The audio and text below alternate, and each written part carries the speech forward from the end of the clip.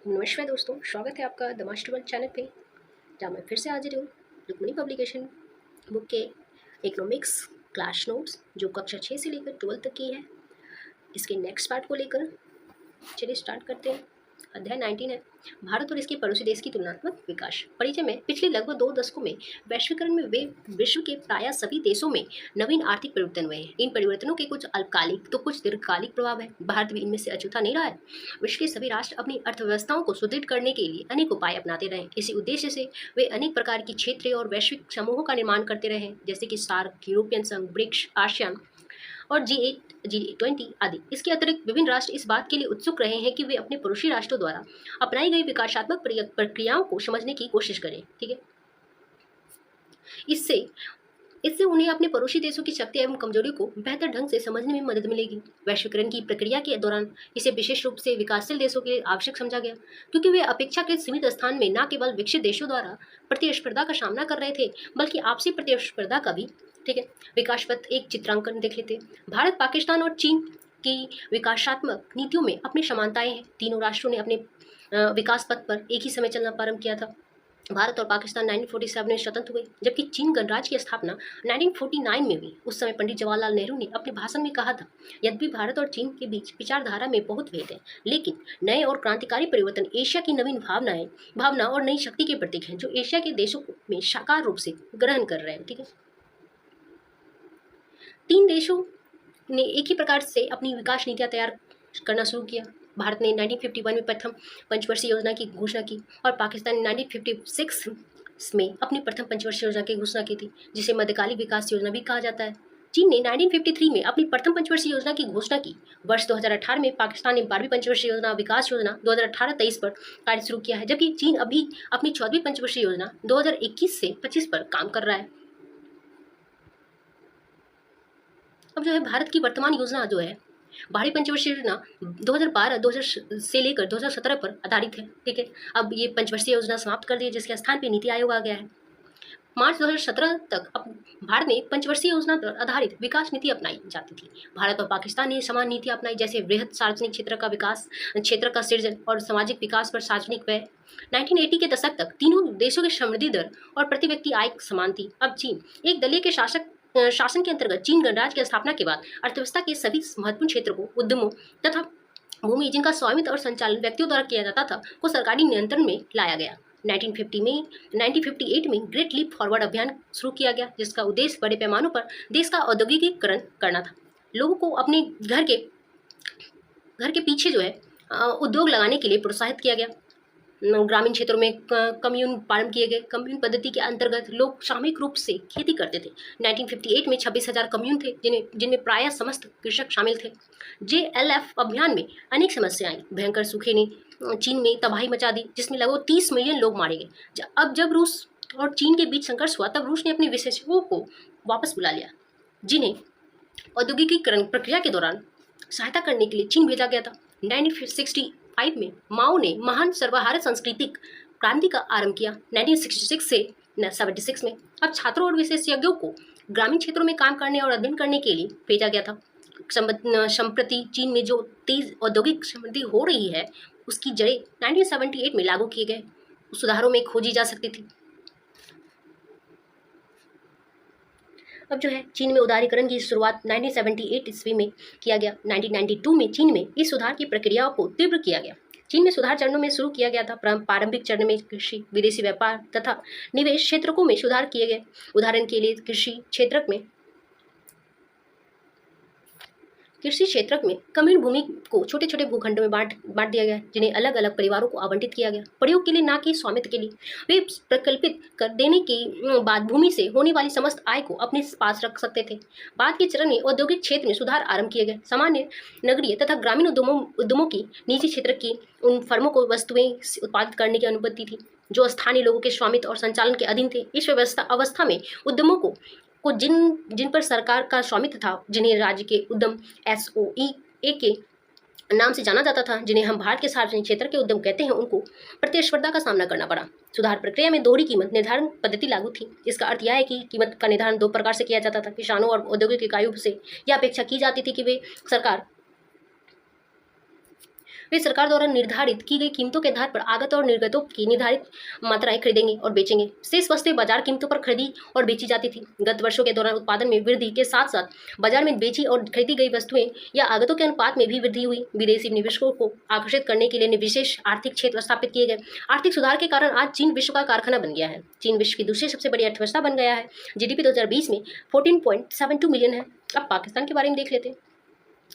भारत और पाकिस्तान के बीच अनेक समानताएं हैं। पाकिस्तान में भी सार्वजनिक और निजी क्षेत्रों के सह अस्तित्व वाली मिश्रित अर्थव्यवस्था मॉडल का अनुसरण किया जाता है। ठीक है,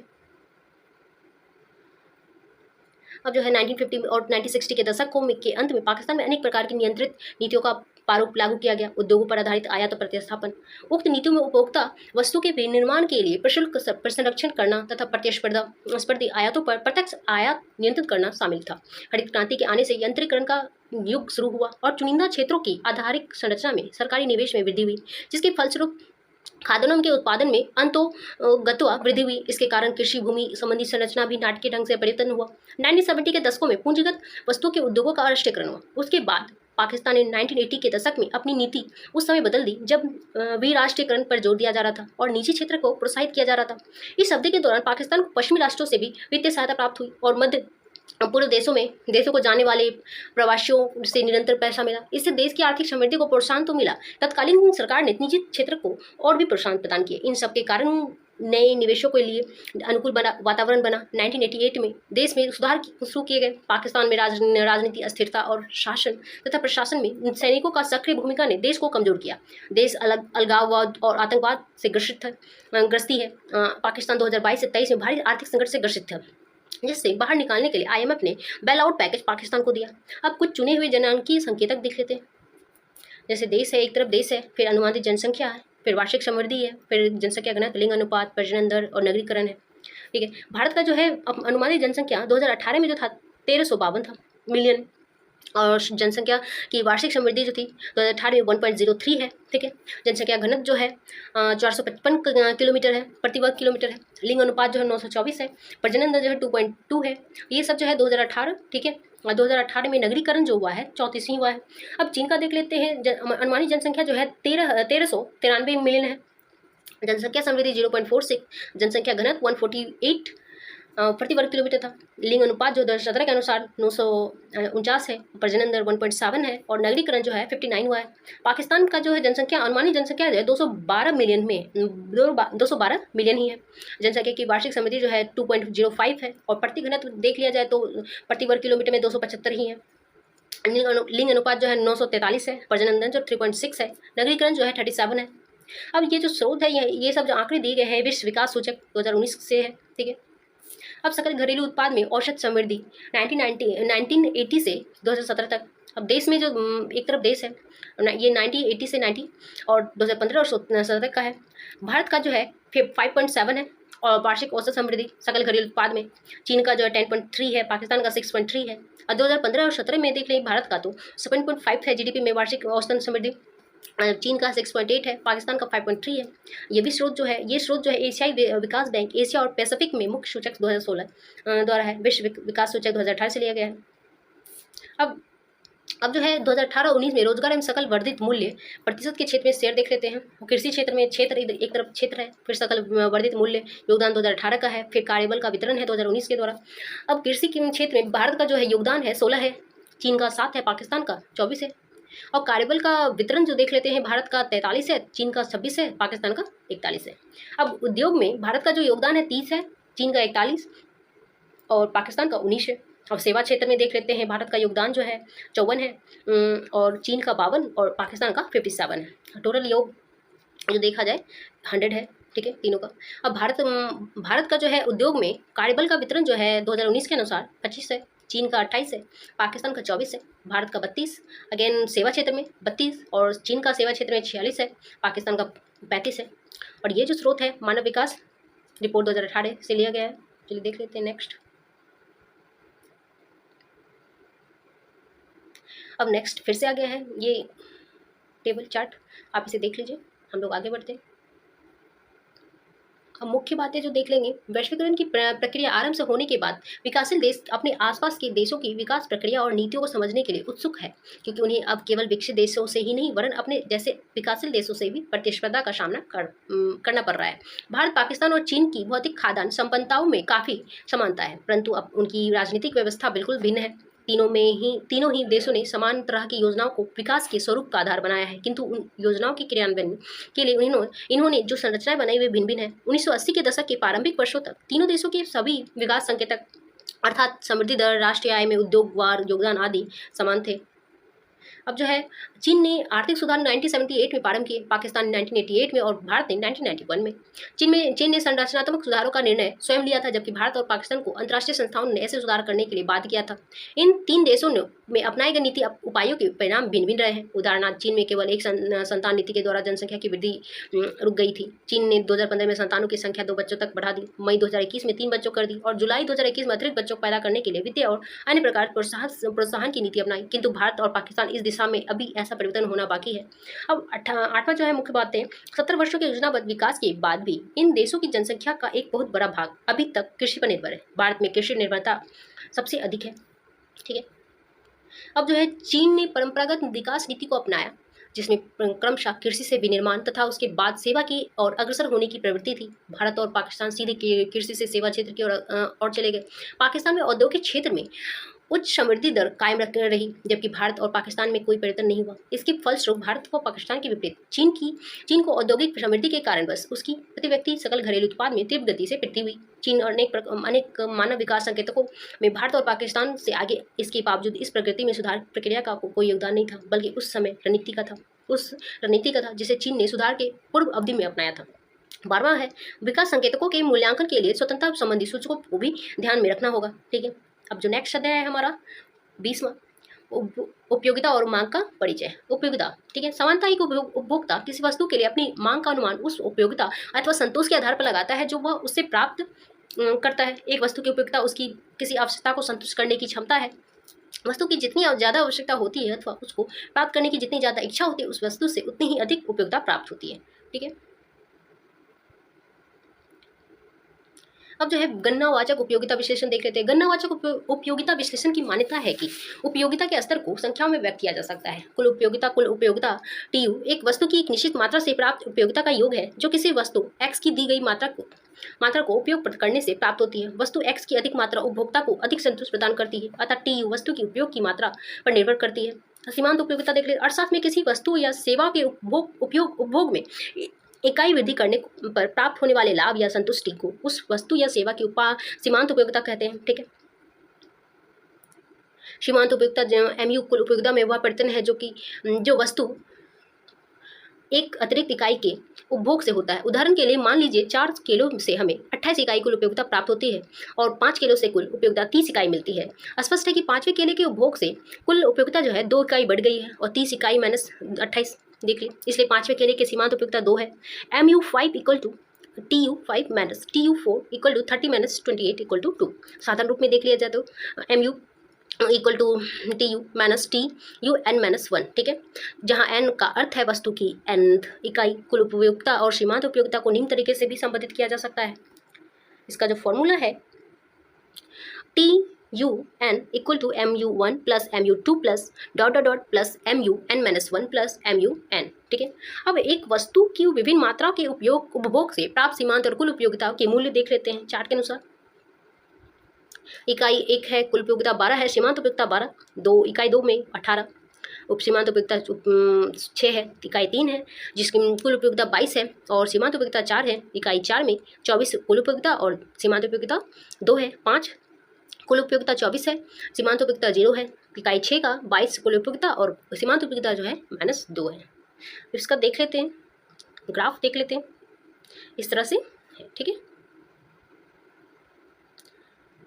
किसी वस्तु की विभिन्न मात्राओं के उपभोग से प्राप्त सीमांत एवं कुल उपयोगिता के मूल्य वस्तु के उपभोग में वृद्धि के साथ सीमांत उपयोगिता घटती जाती है। अब एकल वस्तु की दिशा में मांग वक्र की उत्पत्ति ह्रासमान उपयोगिता नियम देख लेंगे। मांग वक्र मांग की तालिका का रेखांकित रूप को मांग वक्र कहलाता है। मांग वक्र में बाएं से दाएं नीचे की ओर गति होती है। किसी वस्तु की मांग वक्र गणनावाचक विश्लेषण के द्वारा बनाया जा सकता है। मांग क्या है? मांग वक्र क्या है? वस्तु की मात्रा जिसे एक उपभोक्ता दिए गए हैं वस्तु मूल्य और आय पर खरीदने के लिए इच्छुक एवं समर्थ है को वस्तु को मांग कहते हैं। वस्तु एक्स की मांग एक्स वस्तु की स्वयं की कीमत के अतिरिक्त अन्य वस्तुओं की कीमतों प्रतिस्थापन एवं पूरक वस्तुएं उपभोक्ता की रुचियों और वरीयता जैसे कारकों पर निर्भर करती है। मांग वक्र एक वस्तु की विभिन्न कीमतों पर मांगे जाने वाली मात्राओं की रेखीय प्रस्तुति है, जो एक उपभोक्ता किसी वस्तु की विभिन्न कीमतों पर खरीदने के लिए इच्छुक है। अन्य संबंधित वस्तु की कीमतों को और उपभोक्ता की आय को स्थिर रखते हुए। अब इधर देख लेते हैं, ये जो है कीमत है और यहाँ पे मात्रा दिया गया है जिसमें वस्तु एक्स के लिए व्यक्तिगत मांग का वक्र है। ठीक है, अब देख लेंगे नेक्स्ट जो है मांग क्या है? किसी वस्तु की मात्रा जो एक उपभोक्ता वस्तु की कीमतों, रुचियों एवं अनुमानों को निश्चित रखते हुए खरीदने को तैयार है और क्षमता रखता है को वस्तु की मांग कहते हैं। ठीक है, एक बार फिर से देख लेंगे, किसी वस्तु की मात्रा जो एक उपभोक्ता वस्तुओं की कीमतों, रुचियों एवं अनुमानों को निश्चित रखते हुए खरीदने को तैयार है और क्षमता रखता है उसको वस्तु की मांग कहते हैं। अब मांग वक्र का नियम देख लेते हैं तथा मांग का नियम। 1890 में अल्फ्रेड मार्शल ने मांग का नियम दिया था। यदि दूसरी वस्तु की कीमत उपभोक्ता की आय और अभिरुचि अधिमान पर अपरिवर्तित रहते हैं तो किसी वस्तु की मात्रा जिसका उपभोक्ता इष्टतम रूप से चयन करता है पूरी तरह उसकी कीमत पर निर्भर हो जाती है। ठीक है, किसी वस्तु की मात्रा के लिए उपभोक्ता का इष्टतम चयन तथा उसकी कीमत में संबंध अत्यंत महत्वपूर्ण है। यह संबंध मांग फलन कहलाता है। इस प्रकार किसी वस्तु के लिए उपभोक्ता का मांग फलन वस्तु की मात्रा दर्शाता है। जब अन्य वस्तुओं की पूर्वत रहने पर उपभोक्ता कीमत के विभिन्न स्तरों पर उसका चयन करता है तो उपभोक्ता की मांग इसकी कीमत के एक फलन के रूप में इस प्रकार लिखी जा सकती है, अर्थात x = f p। ठीक है, जहाँ x मात्रा को इंगित करता है तथा p वस्तु की कीमत इंगित करता है। चलिए अब ग्राफ देख लेते हैं। इसका जो ग्राफ हो जाएगा इस तरह से होगा, ये कीमत को दर्शाएगा और ये मात्रा को। इसका ग्राफ ऐसे आएगा और x = f(p). ठीक है, अब जो है 1939 में पॉल स्वीजी ने विकुंचित मांग वक्र का सिद्धांत दिया था। तटस्थ वक्र विश्लेषण का प्रारंभ 1870 ईस्वी में एल्सवर्थ ने किया था। मांग वक्र किसी उपभोक्ता द्वारा चुनी गई वस्तु की मात्रा और उस वस्तु की कीमत के बीच संबंध को मांग वक्र कहा जाता है। स्वतंत्र परिवर्त कीमत की माप ऊर्ध्व स्तर अक्ष पर की जाती है तथा परतंत्र परिवर्तन की मांग समस्तर अक्ष पर की जाती है। मांग वक्र प्रत्येक कीमत पर उपभोक्ता द्वारा मांग की गई वस्तु की मात्रा को दर्शाता है। अब देख लेते हैं फलन के बारे में। फलन क्या है? जब कोई राशि का मान किसी एकाधिक राशियों के मान पर निर्भर करता है तो संकल्पना को व्यक्त करने के लिए फलन शब्द का प्रयोग किया जाता है। फलन किन्हीं दो परिवर्ती गौ और लौ के संबंध में विचार करती है। y = fx दो परिवर्तों x और y के बीच इस प्रकार संबंध है कि x के प्रत्येक मूल्य के लिए परिवर्त का एक अद्वितीय मूल्य है। दूसरे शब्दों में fx एक नियम है जो x के प्रत्येक मूल्य के लिए y एक अद्वितीय मूल्य निर्धारित करता है, क्योंकि y का मूल्य x के मूल्य पर निर्भर करता है। अतः y को परतंत्र परिवर्त तथा x को स्वतंत्र परिवर्त कहा जाता है। ठीक है, अब उदाहरण के लिए ले लिया जाए तो एक ऐसी स्थिति के संबंध में विचार करें जिसमें x के मूल्य 0, 1, 2, 3 हो सकते हैं और मान लें कि उसके अनुरूप y के मूल्य क्रमशः 10, 15, 18 और 20 हैं। यहाँ फलन y = fx के द्वारा y और x के बीच संबंध है जिसे इस तरह परिभाषित किया जा सकता है।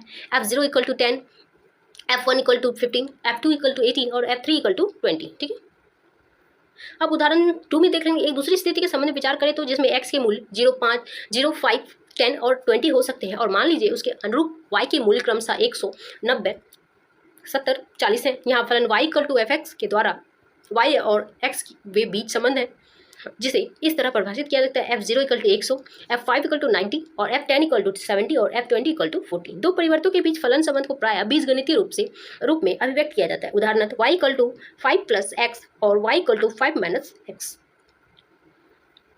यह x के मूल्य के बढ़ने पर y का मूल्य नहीं घटता तो फलन y = fx वर्तमान फलन है। यदि x के मूल्य के बढ़ने पर y का मूल्य नहीं बढ़ता तो यह ह्रासमान प्रतिफल होता है। उदाहरण 1 में दर्शाया गया है वर्तमान फलन इसी प्रकार फलन y = x + 5 से भी वर्तमान फलन है। उदाहरण 2 में दिया गया है फलन ह्रासमान फलन है। फलन y = 50 - x भी ह्रासमान फलन है। किसी फलन का ग्राफीय प्रस्तुतीकरण देखेंगे। अब फलन y = fx का ग्राफ उस फलन का ग्राफीय प्रस्तुतीकरण होता है। ऊपर दिए गए उदाहरण में फलनों के ग्राफ को नीचे दिया गया है। एक तरफ y है और ये x है। यहाँ पे 0 और 10, ठीक है, 1 और 2, 1 और 15 और 2 और 18 है और ये इस पॉइंट पे 3 और 20 है। ठीक है, अब उदाहरण b का जो है देख लेते हैं ग्राफ। ये रहा उदाहरण b का है। इधर y है और इधर x है। इधर 0, 100 यहाँ पे 5 आ रहा है और 90 आ रहा है, इधर 10 आ रहा है और इधर 70 आ रहा है, इधर 20 और 40 आ रहा है। ठीक है, ध्यान रखिएगा।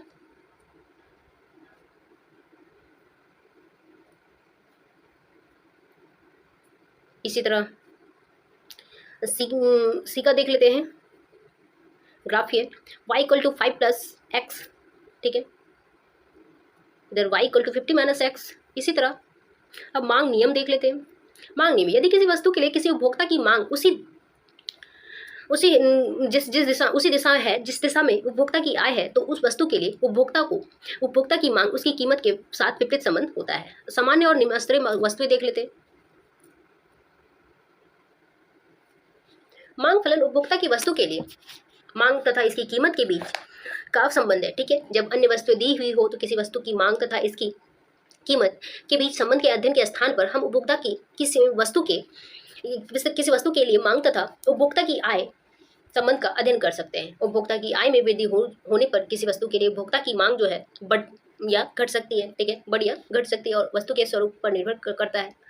अधिकतर वस्तु जो है जिनका चयन उपभोक्ता करता है उसकी मात्रा में वृद्धि होती है जब उपभोक्ता की आय में वृद्धि होती है तथा वस्तु की मात्रा में कमी आती है। जब उपभोक्ता की आय में कमी आती है, अब है जो है अर्नेस्ट एंजल ने 1857 ईस्वी में आय और उपभोग के बीच संबंध की व्याख्या की है, जिसे एंजल का उपभोग नियम कहते हैं। इस नियम के अनुसार जो है कम आय वाले व्यक्ति अपनी आय का अधिक भाग भोजन पर खर्च करते हैं और जो आय बढ़ता है भोजन पर खर्च का आय कम अंश हो जाता है। ऐसी वस्तुएं समान वस्तुएं कहलाती है अतः एक उपभोक्ता की मांग सामान्य वस्तु के लिए उसी दिशा में गति करती है जिस दिशा में उपभोक्ता की आय। ठीक है, निम्न स्तरीय वस्तु ऐसी वस्तु को कहा जाता है जिसका उपभोक्ता की आय के साथ विपरीत संबंध होता है, अर्थात मांग वक्र बाएं से दाएं ऋणात्मक ढाल वाला होता है। निम्न स्तरीय वस्तुएं की मांग उपभोक्ता आय के विपरीत दिशा में हो तो ऐसी वस्तुओं को निम्न स्तरीय वस्तु कहा जाता है। उपभोक्ता की आय जैसे जैसे बढ़ती है निम्न स्तरीय वस्तुओं के लिए मांग घटती है और आय जैसे जैसे घटती है निम्न स्तरीय मांग बढ़ जाती है। निम्न स्तरीय वस्तु के उदाहरण जो है जैसे निम्न स्तरीय खाद्य पदार्थ, मोटे अनाज, वनस्पति घी। ठीक है, कुछ वस्तुएं किसी उपभोक्ता के लिए आय के कुछ स्तरों पर सामान्य वस्तु हो सकती है। ठीक है, अब जो नेक्स्ट है, अब अन्य स्तरों पर निम्न स्तरीय वस्तु हो सकती है। उपभोग की आय यदि अत्यंत नीचे के स्तर पर हो तो उसकी आय के बढ़ने पर, ठीक है, निम्न कोटि की खाद्यान्नों के लिए उसकी मांग बढ़ जाएगी। लेकिन एक स्तर के बाद उपभोक्ता की आय जो है यदि बढ़ जाती है तो ऐसे खाद्यान्नों के लिए उसकी मांग जो है घट सकती है। जैसे ही वह बेहतर गुणवत्ता वाले खाद्य पदार्थों को खरीदना प्रारंभ कर देता है। ठीक है, अब स्थापन और या तथा पूरक वस्तुएं, हम उपभोक्ता द्वारा चुनी जाने वाली वस्तु की मात्रा तथा किसी संबंध वस्तु की कीमत के बीच संबंध का भी अध्ययन कर सकते हैं। एक वस्तु की मात्रा जिसका चयन उपभोक्ता करता है किसी संबंध वस्तु की मूल्य में वृद्धि के साथ बढ़ सकती है अथवा घट सकती है। ऐसा होना इस पर निर्भर करता है कि दोनों वस्तुएं स्थानापन्न अथवा एक दूसरे के पूरक है। जिन वस्तुओं का साथ साथ उपयोग किया जाता है उन्हें पूरक वस्तुएं कहा जाता है। इनके उदाहरण है चाय और चीनी, जूते तथा जुराब, कलम और स्याही आदि। क्योंकि चाय और चीनी एक साथ उपयोग में लाए जाते हैं, संभव है कि चीनी की कीमत में वृद्धि चाय के लिए मांग घटाएगी तथा चीनी की कीमत में गिरावट संभवतः चाय की मांग बढ़ाएगी। अन्य पूरकों के साथ भी ऐसा ही होता है। समानता किसी वस्तु के लिए मांग की गति उसकी पूरक वस्तुओं की कीमत के विपरीत दिशा में होती है। पूरकों के विपरीत चाय व कॉफी जैसी वस्तुओं को एक साथ उपभोग नहीं होता। वास्तव में वे एक दूसरे के लिए स्थानापन्न होती है क्योंकि चाय या कॉफी का स्थानापन्न है। अतः यदि कॉफी की कीमत में वृद्धि होती है तो उपभोक्ता चाय की ओर जा सकता है। इस प्रकार चाय का उपभोग संभवतः अधिक हो सकता है। दूसरी ओर यदि कॉफी की कीमत घटती है तो चाय का उपभोग संभवतः नीचे जा सकता है। साधारणतः किसी वस्तु की मांग उसकी स्थानापन्न वस्तु की कीमत की दिशा में गति करती है। ठीक है, अब मांग वक्र में शिफ्ट, अन्य वस्तुओं की कीमतों और उसकी उपभोक्ता के अधिमान दिए हुए होने पर यदि उसकी आय में वृद्धि होती है तो प्रत्येक कीमत पर वस्तु के लिए मांग में परिवर्तन होता है और इस प्रकार मांग वक्र शिफ्ट हो जाता है। समान वस्तुओं के लिए मांग वक्र का शिफ्ट दाईं ओर तथा निम्न स्तरीय वस्तुओं के लिए मांग वक्र का शिफ्ट बाईं ओर होता है। उपभोक्ता की आय और उसके अधिमान के दिए होने की स्थिति में यदि संबंधित वस्तु की कीमत में परिवर्तन होता है तब किसी वस्तु की कीमत के प्रत्येक स्तर पर उस वस्तु के लिए मांग में परिवर्तन हो जाता है और इस प्रकार मांग वक्र शिफ्ट हो जाता है। यदि स्थानापन्न वस्तु की कीमत बढ़ती है तब मांग वक्र और दाईं ओर शिफ्ट होता है। इसके विपरीत यदि पूरक वस्तु की कीमत बढ़ती है तो मांग वक्र का शिफ्ट बाईं की ओर हो जाता है। ठीक है। अब उपभोक्ता की रुचि और अधिमान में परिवर्तन के कारण भी मांग वक्र का शिफ्ट हो सकता है। उपभोक्ता के अधिमान में परिवर्तन यदि किसी वस्तु के पक्ष में होता है तब ऐसी वस्तु के लिए मांग वक्र का शिफ्ट दाईं ओर होगा। इसके विपरीत उपभोक्ता में अधिमान में परिवर्तन यदि प्रतिकूल होता है तब मांग वक्र का शिफ्ट बाईं ओर होता है। उदाहरणार्थ गर्मी के मौसम में आइसक्रीम में मांग वक्र दाईं ओर शिफ्ट होगा क्योंकि इस मौसम में आइसक्रीम को लोग अधिक पसंद करते हैं। यदि यह तथ्य लोगों के सामने आता है कि शीतल पेय स्वास्थ्य के लिए हानिकारक हो सकते हैं तो यह शीतल पेय के प्रति अधिमानों को बुरे तरीके से प्रभावित करेगा। इसके फलस्वरूप शीतल पेय के लिए मांग वक्र का बाईं ओर शिफ्ट होने की संभावना होती है। इस तरह से देख सकते हैं। ठीक है, ये ग्राफ है मांग वक्र का बाईं ओर शिफ्ट। ठीक है,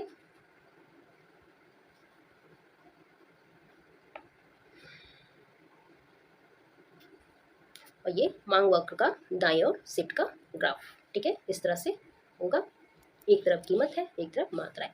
मांग वक्र में शिफ्ट तब होता है जब कीमत के अलावा किसी अन्य कारक में परिवर्तन होता है। अब मांग वक्र की दिशा में गति देख लेंगे। जब अन्य कारक अपरिवर्तित रहती है तब किसी वस्तु के लिए ऊंची कीमत पर मांग कम होती है और कम कीमत पर मांग अधिक होती है। अतः कीमत में कोई परिवर्तन होने के फलस्वरूप मांग वक्र की दिशा में गति होती है। अब बाजार मांग देख लेते। बाजार जहां दो पक्ष अर्थात क्रेता और विक्रेता उपस्थित हो जो परस्पर लेन देन की क्रिया में संलग्न होता है। क्रेता बाजार में खरीदने वाले और विक्रेता बाजार में बेचने वाले लाभ की स्थिति होती है। आदर्श बाजार में स्थिति में क्रेता और विक्रेता जो है कि भारी संख्या में उपस्थिति और प्रतिस्पर्धा सकारात्मक होती है। आर्थिक बाजार संरचना को 4 श्रेणियों में बांटा जा सकता है। पहला जो है पूर्ण प्रतिस्पर्धा, दूसरा एक अधिकार प्रतियोगिता, तीसरा जो है अल्पाधिकार, चौथा जो है एकाधिकार। किसी वस्तु के लिए एक विशेष कीमत पर बाजार मांग सभी उपभोक्ता की सम्मिलित मांग का जोड़ होती है। ठीक है। अब मांग की लोच देख लेते हैं। प्रोफेसर बोल्डिंग के अनुसार किसी वस्तु के मूल्य में निश्चित प्रतिशत परिवर्तन होने पर उस वस्तु की मांग में जो निश्चित परिवर्तन होगा उसे मांग का लोच कहते हैं। ठीक है।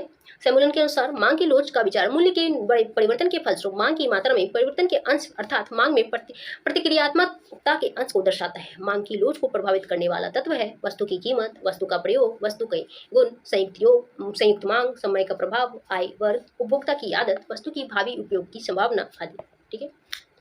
अब समानता जो है मांग की लोच केवल 3 प्रकार होती है: लोचदार, अधिक लोचदार और बेलोचदार। किसी भी वस्तु के लिए मांग उनकी कीमत के विपरीत दिशा में हो जाती है परंतु कीमत में परिवर्तन का प्रभाव सदैव समान नहीं रहता। कभी कभी छोटी सी कीमत परिवर्तन के कारण भी मांग में अत्यधिक परिवर्तन हो जाती है। इसके विपरीत कुछ वस्तुएं ऐसी भी है जिनके लिए मांग कीमत परिवर्तन के कारण अधिक प्रभावित नहीं होती है। कुछ वस्तुओं के लिए मांग कीमतों में परिवर्तन के प्रति अत्यधिक अनुक्रियात्मक होती है। ठीक है, जबकि अन्य वस्तुओं के लिए कीमत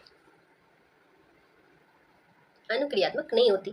अनुक्रियात्मक का अर्थ है कि किसी कार्य या किसी क्रिया के बाद उसमें फलस्वरूप होने वाली क्रिया या प्रतिक्रिया। ठीक है, थोड़ा सा ये इमेज जो है धुंधला है, थोड़ा एडजस्ट कर लीजिएगा। आगे ऐसा नहीं है।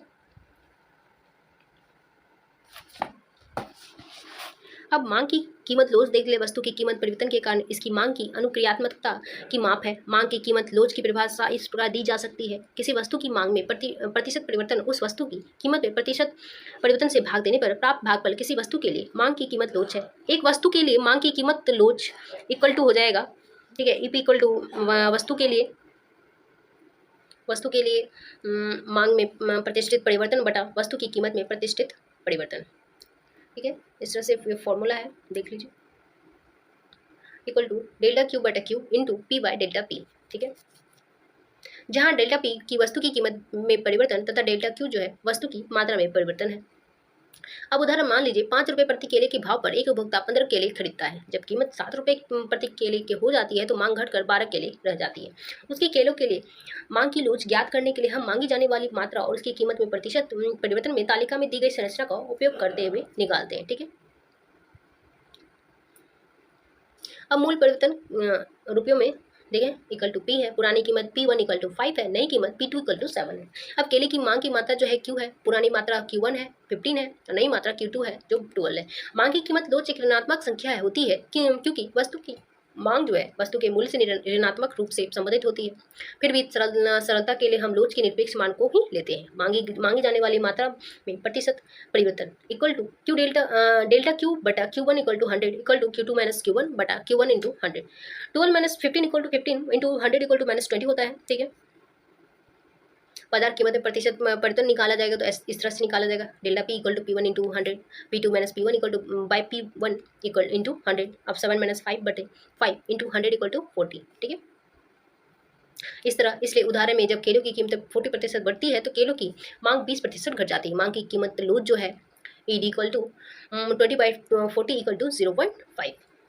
स्पष्टता है कि केलों की कीमतों की अपेक्षा अधिक खर्चीली नहीं। जब मांगे जाने वाले मात्रा प्रतिशत परिवर्तन कीमतों में प्रतिशत परिवर्तन से कम होते हैं तो मोड ईडी इक्वल टू तो 1 से कम अनुमानित किया जाता है और उस कीमत पर वस्तु की मांग बेरोजगार कही जाती है। अनिवार्य वस्तुओं की मांग बहुधा बेरोजगार पाई जाती है। ठीक है,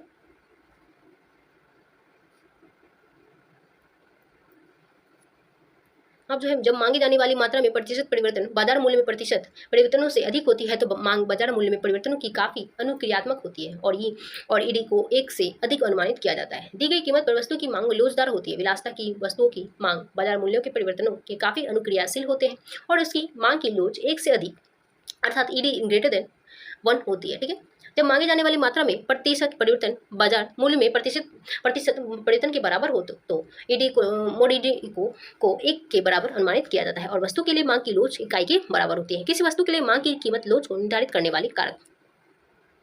किसी वस्तु के लिए मांग की कीमत लोच वस्तु की प्रकृति और वस्तु के निकटतम स्थानापन्न वस्तु की उपलब्धता पर निर्भर करती है। उदाहरण के लिए खाद्य पदार्थों जैसे आवश्यक वस्तुओं के संबंध में विचार करें। ऐसी वस्तुएं जीवन के लिए आवश्यक होती है तथा उनकी कीमतों में परिवर्तन होने पर उनके लिए मांग में बहुत परिवर्तन नहीं होता है। खाद्यान्नों की कीमत को बढ़ने पर उनके लिए मांग में बहुत परिवर्तन नहीं होता। इसके विपरीत विलासिता की वस्तुओं की मांग पर उनकी कीमत में परिवर्तन का अत्यधिक प्रभाव पड़ता है। सामान्यतः आवश्यक वस्तु के लिए मांग की कीमत लोचहीन न होने की संभावना होती है जबकि विलासिता की वस्तुओं के लिए मांग की कीमत लोचदार होने की संभावना होती है। यद्यपि खाद्य पदार्थों के लिए मांग लोचहीन होता है परंतु कुछ विशेष प्रकार के खाद्य पदार्थों के लिए मांग लोचदार हो सकती है। जैसे कि कुछ विशेष किस्म की दालों को ही ले लीजिए। यदि किसी विशेष किस्म की दाल कीमत बढ़ जाती है तो लोग किसी अन्य दाल का उपभोग करने लगेंगे जो उसका निकट स्थानापन्न है। उस वस्तु की मांग लोचदार होती है जिसकी निकट के स्थानापन्न वस्तुएं सरलतापूर्वक उपलब्ध है। इसके विपरीत यदि निकट की स्थानापन्न वस्तुएं सरलतापूर्वक उपलब्ध नहीं है तो ऐसी वस्तुएं के लिए मांग लोचहीन होगी। अब लोच और व्यय देख लेते हैं। किसी वस्तु पर व्यय तथा वह उस वस्तु की मांग के बराबर होता है तो उस वस्तु की कीमत का गुणक है। प्रायः यह जानना महत्वपूर्ण होता है कि किसी वस्तु की कीमत में बदलाव से उस पर होने वाली खर्च में कैसे परिवर्तन आता है। वस्तु की कीमत तथा उस वस्तु के लिए मांग एक दूसरे के प्रतिलोम का संबंध है। कीमतों में परिवर्तन के फलस्वरूप उस वस्तु पर किए जाने वाले व्यय में वृद्धि होती है अथवा कमी। इस बात पर निर्भर करता है कि कीमत में परिवर्तन के प्रति उस वस्तु की मांग कितनी अनुक्रियात्मक है। यदि मात्रा में प्रतिशत गिरावट कीमत में प्रतिशत वृद्धि की तुलना में अधिक है तो वस्तु पर होने वाला व्यय जो है कम हो जाएगा। यदि मात्रा में प्रतिशत वृद्धि कीमत में प्रतिशत गिरावट की तुलना में अधिक है तो वस्तु पर व्यय में वृद्धि हो जाएगी। ठीक है, अब कीमत में परिवर्तन होने पर वस्तु पर व्यय में परिवर्तन तभी विपरीत दिशा में ठीक है आएगा जब मात्रा में प्रतिशत ठीक है परिवर्तन में प्रतिशत परिवर्तन से अधिक है अर्थात यदि वस्तु की कीमत लोचदार है। वस्तु पर व्यय में परिवर्तन तथा कीमत में परिवर्तन तभी समान दिशा में होगा जब केवल मात्रा में प्रतिशत परिवर्तन कीमत में प्रतिशत परिवर्तन की तुलना में कम हो। अर्थात यदि वस्तु की कीमत लोचहीन है तो वस्तु पर व्यय तभी परिवर्तित रहेगा जब यदि केवल मात्रा में प्रतिशत परिवर्तन कीमत में प्रतिशत परिवर्तन के समान है अर्थात यदि ये वस्तु इकाई लोच वाली है। ठीक है, कीमत वृद्धि और ह्रास के कुछ काल्पनिक उदाहरणों से निम्न तालिका किस वस्तु पर व्यय तथा लोच के बीच संबंध को स्पष्ट करती है। चलिए अब तालिका देख लेते हैं।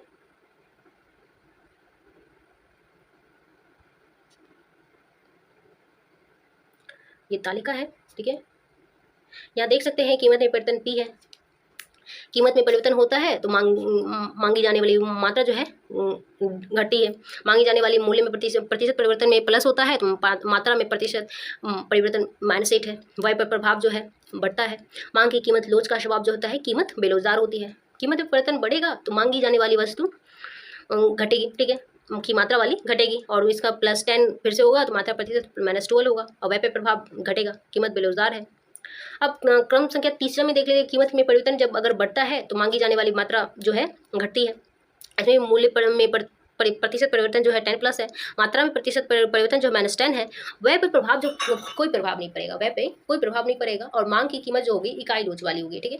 अब चौथा नंबर है, जैसे कीमत में परिवर्तन में घटेगा तो मांगी जाने वाली मात्रा जो है बढ़ेगी। ठीक है। और मांगी जाने वाले मूल्य में प्रतिशत परिवर्तन जो है -10 होगा तो मात्रा में प्रतिशत परिवर्तन +15 होगा। ठीक है। और वह पे प्रभाव जो है बढ़ेगा। ठीक है।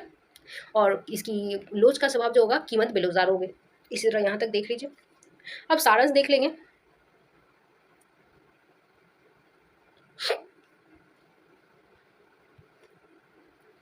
बजट सेट उन वस्तुओं के सभी बंडलों का संग्रह है जिन्हें उपभोक्ता प्रचलित बाजार कीमत पर अपनी आय से खरीद सकता है। ठीक है। बजट रेखा उन सभी बंडलों का प्रतिनिधित्व करती है जिन पर उपभोक्ता की संपूर्ण आय व्यय हो जाती है। बजट रेखा की प्रवणता ऋणात्मक होती है यदि कीमतों या आय दोनों में से किसी एक में परिवर्तन आता है तो बजट सेट में परिवर्तन आ जाता है। सभी संभावित बंडलों के संग्रह के विषय में उपभोक्ता के सुस्पष्ट अधिमान जो है वह उन पर अपनी अधिमानता के अनुसार उनका श्रेणीकरण कर सकता है। अधिमान वक्र दो वस्तु के ऐसे संयोगों का ग्राफीय निरूपण है जो कि उपभोक्ता को समान संतुष्टि प्रदान करते हैं। अधिमान वक्र को तटस्थता वक्र और उदासीनता वक्र भी कहा जाता है। अधिमान वक्र विश्लेषण क्रमवाचक उपयोगिता पर आधारित है। उपभोक्ता के अधिमान एक दिष्ट मानी जाती है। ठीक है। अधिमान वक्र सभी बिंदुपथ है जो उन बंडलों को प्रदर्शित करते हैं जिनके बीच उपभोक्ता तटस्थ है। अधिमान की एक दिष्टता में से अभिप्राय है कि अधिमान वक्र की प्रवणता नीचे की ओर उपभोक्ता का अधिमान जो समानता है अधिमान मानचित्र द्वारा दर्शाया जा सकता है। उपभोक्ता का अधिमान जो समानता उपभोक्ता फलन द्वारा दर्शाया जा सकता है। एक युक्तिशील उपभोक्ता सदा बजट सेट में से अपनी सर्वाधिक अधिमानता बंडल का चयन करता है। उपभोक्ता का इष्टतम बंडल रेखा तथा अधिमान वक्र की बीच स्पर्शता बिंदु पर स्थित होती है। उपभोक्ता का मांग वक्र वस्तु की उस मात्रा को प्रदर्शित करता है जिसका चयन उपभोक्ता कीमत के विभिन्न स्तरों पर ऐसी स्थिति में करता है जब अन्य वस्तु की कीमत उपभोक्ता की आय तथा रुचियां अधिमान परिवर्तन करती है। मांग वक्र की प्रवणता जो है साधारणतः नीचे की ओर रहती है। किसी समान वस्तु की मांग में वृद्धि उपभोक्ता की आय में वृद्धि के साथ होती है। उपभोक्ता की आय में वृद्धि होने के साथ साथ निम्न स्तरीय वस्तुओं की मांग में गिरावट होती है। बाजार मांग वक्र बाजार में सभी उपभोक्ता की मांग को वस्तु की कीमत के विभिन्न स्तरों पर समग्र दृष्टि से देखकर मांग को प्रदर्शित करता है। किसी वस्तु की मांग की कीमत लोच किसी वस्तु की मांग के प्रतिशत में परिवर्तन को इसकी कीमत के प्रतिशत परिवर्तन से भाग देकर प्राप्त किया जाता है। अब मांग की जो लोच एक शुद्ध संख्या है। किसी वस्तु के लिए मांग की लोच और उस वस्तु का संपूर्ण व्यय का आपस में गहरा संबंध है। ठीक है।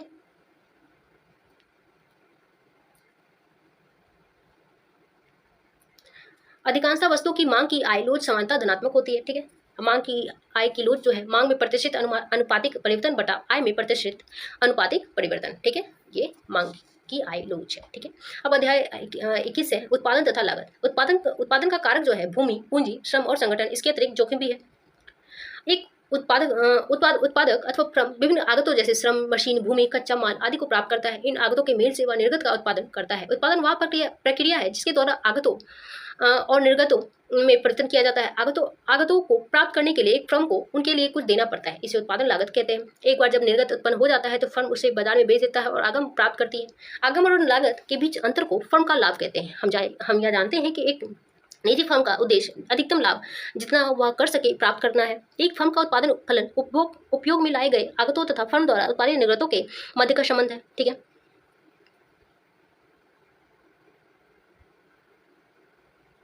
अब उत्पादन प्रक्रिया में फर्म जिन आगतों का उपयोग करती है वे उत्पादन का कारक कहलाते हैं। अब कुल उत्पादन, औसत उत्पाद तथा सीमांत उत्पाद। कुल उत्पाद, मान लीजिए हम एक आगत में परिवर्तन लाते हैं तथा अन्य आगतों को स्थिर रखते हैं, तब उस आगत के विभिन्न स्तरों से हम निर्गत के विभिन्न स्तर पर काम करते हैं, प्राप्त करते हैं। परिवर्ती आगत और परिवर्ती निर्गत के मध्य संबंध को अन्य सभी आगतों को स्थिर से रखते हुए अक्सर परिवर्ती आगत के कुल उत्पाद टीपी के रूप में जाना जाता है। ठीक है। औसत उत्पाद देख लेते हैं। औसत उत्पाद निर्गत के प्रति इकाई परिवर्ती आगत के रूप में परिभाषित किया जाता है। कुल उत्पादन का परिवर्तनशील साधन की कुल इकाइयों से भाग देने पर प्राप्त होता है, उसे उस औसत उत्पादन कहते हैं। अब सीमांत उत्पाद देख लेते हैं। सीमांत उत्पाद एक आगत का सीमांत उत्पाद प्रति इकाई आगत में परिवर्तन के कारण जो निर्गत परिवर्तन होता है तब जब सभी अन्य आगत स्थिर रखे गए हों कहा जाता है। जब पूंजी को स्थिर रखा जाता है तो श्रम का सीमांत उत्पाद होता है, अर्थात परिवर्तनशील साधन की एक अतिरिक्त इकाई के प्रयोग से प्राप्त उत्पादन का सीमांत उत्पादन कहते हैं। अब सीमांत उत्पादन जो है इक्वल टू होता है निर्गत में परिवर्तन बटा आगत में परिवर्तन। आगतों के किसी भी स्तर पर एक आगत का औसत उत्पाद उस स्तर तक तभी सीमांत उत्पादों का औसत होता है। इस प्रकार कुल उत्पाद सीमांत उत्पादों का योग होता है। अब इसका सारांश देख लेते हैं। आगतों के विभिन्न सम्मिश्रण के लिए उत्पादन फलन निर्गत की अधिकतम मात्रा दर्शाता है जिस पर उत्पादन संभव है। अल्पकाल में कुछ आगतों में परिवर्तन नहीं किया जा सकता, दीर्घकाल में सभी आगतों में परिवर्तन किया जा सकता है। कुल उत्पादन परिवर्तित आगत तथा निर्गत से संबंधित है। ऐसी स्थिति में जब अन्य सभी आगतों को स्थिर रखा जाए, इस एक आगत के प्रयोग के किसी भी स्तर के लिए सीमांत उत्पादों का कुल जोड़ उस आगत के प्रति इकाई के स्तर पर उस आगत के लिए कुल उत्पाद प्रदान करता है। सीमांत उत्पाद और औसत उत्पाद वक्र दोनों उल्टे यू के आकार के अर्थात आकार के होते हैं। ठीक है। सीमांत उत्पाद वक्र उस औसत उत्पाद वक्र को ऊपर से और औसत उत्पाद वक्र अधिकतम बिंदु पर काटता है। ठीक है। निर्गत का उत्पादन करने के लिए फर्म सबसे कम लागत वाले आगत संयोग का चयन करती है। कुल लागत, कुल परिवर्ती लागत तथा कुल स्थिर लागत का जोड़ है। औसत लागत जोड़ है और औसत परिवर्ती लागत और औसत स्थिर लागत का औसत लागत जोड़ है औसत परिवर्ती लागत तथा औसत स्थिर लागत का। औसत स्थिर लागत वक्र नीचे की ओर प्रवणता वाली है। अल्पकालीन सीमांत लागत, औसत परिवर्ती लागत तथा अल्पकालीन औसत लागत वक्र यू आकार की होते हैं। किसी उत्पादन के पैमाने के लिए दीर्घकालिक औसत लागत अल्पकालीन औसत लागत से कम होती है। अब औसत लागत देख लेते हैं। औसत लागत इक्वल टू कुल लागत बटा कुल उत्पादन। दीर्घकालीन औसत लागत तथा दीर्घकालीन सीमांत लागत दोनों वक्र युग के आकार के होते हैं। अब अध्याय दूसरा है पूर्ण प्रतिस्पर्धा की स्थिति में फर्म का सिद्धांत। पूर्ण प्रतिस्पर्धा का परिभाषिक लक्षण देख लेते हैं। पूर्ण प्रतिस्पर्धा बाजार एक आदर्श बाजार की अवस्था होती है। एक पूर्णतः प्रतिस्पर्धात्मक बाजार में निम्न परिभाषिक लक्षण होते हैं। बाजार में बड़ी संख्या में विक्रेता और विक्रेता होते हैं। प्रत्येक फर्म एक रूप वस्तु का उत्पादन तथा एवं विक्रय करती है, अर्थात एक फर्म के उत्पाद तथा किसी अन्य फर्म के उत्पाद में भेद नहीं किया जा सकता। फर्मों का बाजार में स्वतंत्र प्रवेश और बहिर्गमन होता है। जानकारी पूर्ण होती है। बड़ी संख्या में क्रेता एवं विक्रेताओं की उपस्थिति का अर्थ है कि प्रत्येक क्रेता एवं विक्रेता बाजार के आकार की तुलना में बहुत छोटा होता है। इसका यह अर्थ है कि कोई भी व्यक्तिगत क्रेता और विक्रेता अपने आकार से बाजार को प्रभावित नहीं कर सकता। एक रूप उत्पादन का आगे अर्थ है कि प्रत्येक फर्म का उत्पाद समान है, अतः बाजार में एक क्रेता किसी भी फर्म से खरीद करने का चुनाव कर सकता है। ठीक है। अब उपयोगिता के आधार पर श्रेष्ठ विकल्प चुनते हैं। स्वतंत्र प्रवेश में बहिर्गमन का अर्थ है फर्मों का बाजार में प्रवेश करना और साथ ही छोड़ना सरल होता है।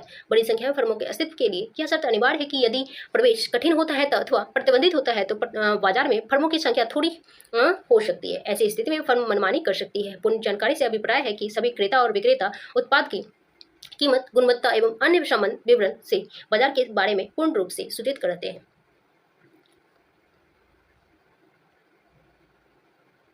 अब पूर्ण प्रतियोगिता जो है, पूर्ण प्रतियोगिता की एक सर्वाधिक प्रतिष्ठित विशेषता में फलित होते हैं कि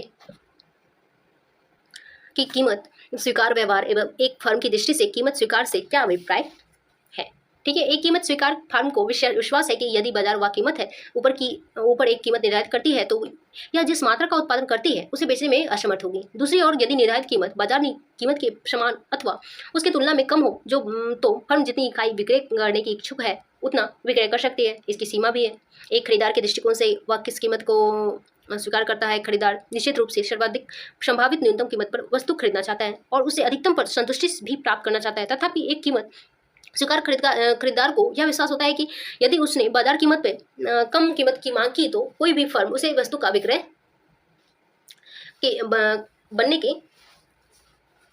करने की इच्छुक नहीं होगी। दूसरी ओर यदि मांगी गई कीमत बाजार कीमत की समान अथवा उससे अधिक है तो खरीदार इच्छित मात्रा में वस्तु की बहुत सी इकाई प्राप्त कर सकता है। ठीक है।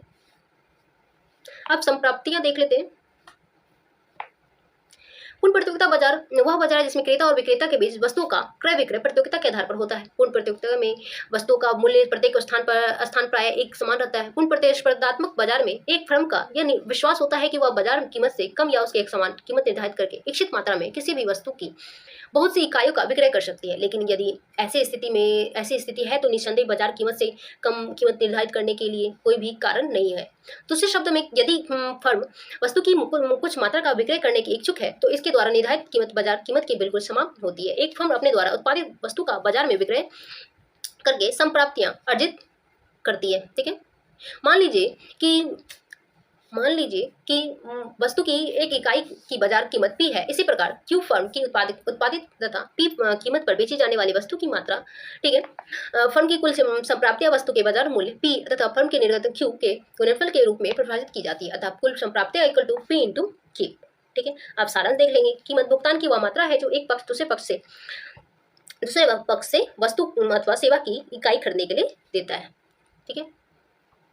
अब एक पूर्ण प्रतिस्पर्धी बाजार में फर्म कीमत स्वीकारक होती है। पूर्ण फर्म की कुल संप्राप्तियां फर्म की कुल निर्गत बाजार कीमत का गुणनफल होता है। कीमत स्वीकारक फर्म की औसत संप्राप्ति बाजार कीमत के बराबर होती है। कीमत स्वीकारक फर्म के लिए सीमांत संप्राप्ति बाजार कीमत के बराबर होती है। बाजार में मांग पूर्ति शक्तियों की समस्थिति से निर्धारित कीमत संतुलन कीमत होती है। पूर्ण प्रतिस्पर्धी बाजार में फर्म का मांग वक्र पूर्णतः लोचदार होती है। यह बाजार कीमत पर एक सीधी रेखा होती है। फर्म का लाभ जो है कुल संप्राप्ति तो वह अर्जित करती है तथा कुल लागत जो वह उठाती है उनके बीच का अंतर होता है। यदि अल्पकाल में किसी फर्म के लाभ का अधिकतमीकरण का निर्गत की किसी धनात्मक स्तर पर होता है तो उस निर्गत स्तर पर 3 शर्तें पूरी होनी चाहिए, ठीक है। पहला है P = अल्पकालीन सीमांत लागत, दूसरा है अल्पकालीन सीमांत लागत घट नहीं रही है, तीसरा है P > औसत परिवर्ती लागत। यदि दीर्घकाल में किसी फर्म के लाभों का अधिकतमीकरण निर्गत किसी सकारात्मक स्तर पर होता है तो उस निर्गत पर 3 शर्तें पूरी होनी चाहिए। P = दीर्घकालिक सीमांत लागत, दूसरा है दीर्घकालिक सीमांत लागत घट नहीं रही है, तीसरा जो है P > दीर्घकालिक औसत लागत, ठीक है। अब जो है किसी फर्म अल्पकालिक पूर्ति वक्र अल्पकालीन सीमांत लागत वक्र का न्यूनतम औसत परिवर्ती लागत तथा उसे ऊपर उठता हुआ भाग होता है तथा न्यूनतम औसत परिवर्ती लागत से कम सभी कीमत पर निर्गत स्तर शून्य होता है। किसी फर्म का दीर्घकालीन पूर्ति वक्र दीर्घकालिक सीमांत लागत वक्र का न्यूनतम दीर्घकालिक सीमांत लागत तथा उसे ऊपर उठता हुआ भाग होता है तथा न्यूनतम दीर्घकालिक सीमांत लागत से कम सभी कीमतों पर निर्गत स्तर शून्य होता है। प्रौद्योगिकी प्रगति से फर्म का पूर्ति वक्र दाहिनी ओर शिफ्ट हो जाती है, ठीक है। प्रौद्योगिकी प्रगति से समान साधनों से अधिक उत्पादन किया जा सकता है। आगतों की कीमत में वृद्धि कमी से फर्म का पूर्ति वक्र बाईं ओर शिफ्ट हो जाता है। प्रति इकाई कर लगाने से फर्म का पूर्ति वक्र बाईं ओर शिफ्ट हो जाती है। बाजार पूर्ति वक्र सभी व्यक्तिगत फर्मों की पूर्ति वक्रों की समस्तरीय योग द्वारा प्राप्त होता है, ठीक है। अब वस्तु की पूर्ति की कीमत लोच वस्तु की बाजार कीमत में 1% परिवर्तन के फलस्वरूप पूर्ति की गई मात्रा में प्रतिशत परिवर्तन है। अब अध्याय 23 है बाजार संतुलन। एक पूर्ण प्रतिस्पर्धी बाजार में संतुलन वहाँ होता है जहाँ बाजार मांग तथा बाजार पूर्ति बराबर होता है। फर्मों की संख्या स्थिर होने पर संतुलन कीमत तथा मात्रा बाजार मांग तथा बाजार पूर्ति वक्रों के परस्पर प्रतिच्छेदन बिंदु पर निर्धारित होती है। अब जो है प्रत्येक फर्म श्रम का उपयोग जो है उस बिंदु तक करती है जहां श्रम का सीमांत श्रम प्राप्ति उत्पाद मजदूरी दर के बराबर होता है। पूर्ति वक्र के अपरिवर्तित रहने पर जब मांग वक्र बाईं ओर शिफ्ट होती है तो फर्मों की संख्या होने पर संतुलन मात्रा में वृद्धि होती है तथा संतुलन कीमत में वृद्धि होती है। मांग वक्र के अपरिवर्तित रहने पर जब पूर्ति वक्र दाईं ओर शिफ्ट होता है तो फर्मों की संख्या होने पर संतुलन मात्रा में वृद्धि होती है तथा संतुलन की कीमत में गिरावट होती है। जब मांग तथा पूर्ति दोनों वक्र समान दिशा में शिफ्ट होते हैं तो संतुलन मात्रा पर इसका प्रभाव सुस्पष्ट रूप से निर्धारित किया जा सकता है, जबकि संतुलन कीमत पर इसका प्रभाव शिफ्ट के परिणाम पर निर्भर करता है, ठीक है। अब जो है जब मांग तथा पूर्ति वक्र विपरीत दिशाओं में शिफ्ट होते हैं तो संतुलन कीमत पर इसका प्रभाव सुस्पष्ट रूप से निर्धारित किया जा सकता है, जबकि संतुलन मात्रा पर प्रभाव शिफ्ट के परिणाम पर निर्भर करता है। एक पूर्ण प्रतिस्पर्धी बाजार में समरूपी के साथ यदि फर्में बाजार में निर्बाध प्रवेश तथा बहिर्गमन कर सकती है तो संतुलन कीमत सदैव फर्मों की न्यूनतम औसत लागत के ही बराबर होती है। निर्बाध प्रवेश तथा बहिर्गमन होने पर मांग में शिफ्ट का संतुलन कीमत पर कोई प्रभाव नहीं होता है, परंतु संतुलन मात्रा तथा फर्मों की संख्या में परिवर्तन मांग की दिशा में परिवर्तन के समान होता है। फर्मों की स्थिर संख्या वाला बाजार की तुलना में निर्बाध प्रवेश तथा बहिर्गमन वाले बाजार में मांग वक्र में शिफ्ट का संतुलन मात्रा पर प्रभाव अधिक प्रबल होगा, ठीक है।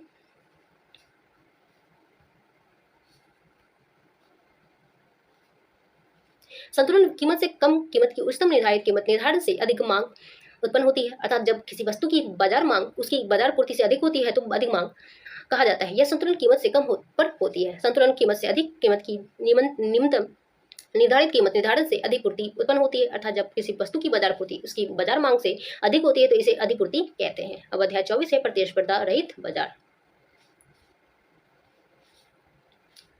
जिस बाजार संरचना में केवल एक विक्रेता होता है तथा क्रेता अधिक होते हैं उसे एकाधिकार कहते हैं। ऐसा बाजार क्रेता के हानिकारक होता है। उन्हें वस्तु या सेवा के लिए अधिक कीमत चुकाना पड़ता है। यदि वस्तु का एक ही विक्रेता हो, वस्तु का कोई स्थानापन्न नहीं हो तथा उद्योग में अन्य फर्मों का प्रवेश वर्जित हो, तो उस वस्तु बाजार की संरचना एकाधिकार कहलाता है। वस्तु की बाजार कीमत एकाधिकार फर्म की पूर्ति की मात्रा पर निर्भर करती है। एकाधिकार फर्म के लिए बाजार वक्र की ही औसत संप्राप्ति वक्र कहलाती है। कुल संप्राप्ति वक्र का आकार औसत संप्राप्ति वक्र के आकार पर निर्भर करता है। ऋणात्मक प्रवणता वाली सरल रेखीय मांग वक्र की स्थिति में कुल संप्राप्तियां वक्र प्रतिलोमित ऊर्ध्वाधर परवलय के रूप में होता है। ठीक है।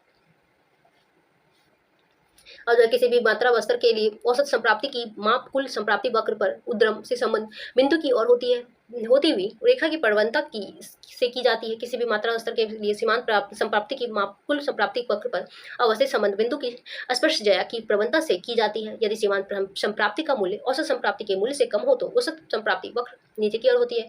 ऋणात्मक प्रवणता वाला मांग वक्र अति प्रवण होता है और यह सीमांत संप्राप्ति के वक्र के नीचे होता है।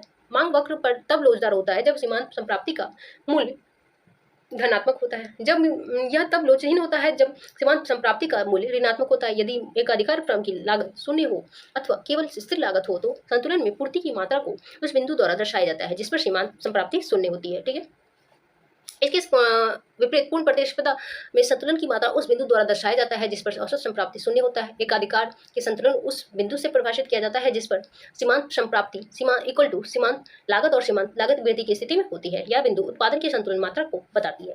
दी हुई संतुलन मात्रा से मांग वक्र के संतुलन कीमत को दर्शाया जाता है। एकाधिकार फर्म का धनात्मक लाभ दीर्घकालिक में भी जारी रहता है। वस्तु बाजार में एकाधिकार प्रतिस्पर्धा और सजातीय वस्तु के कारण उत्पन्न होती है। एकाधिकार बाजार विक्रेता बाजार के श्रेणी में आता है जहां बेचने वाला अधिक लाभ की स्थिति में होता है। एकाधिकारी प्रतिस्पर्धा में अल्पकालीन संतुलन के परिणाम स्वरूप पूर्ण प्रतिस्पर्धा की तुलना में उत्पादन की मात्रा कम होती है और कीमत अधिक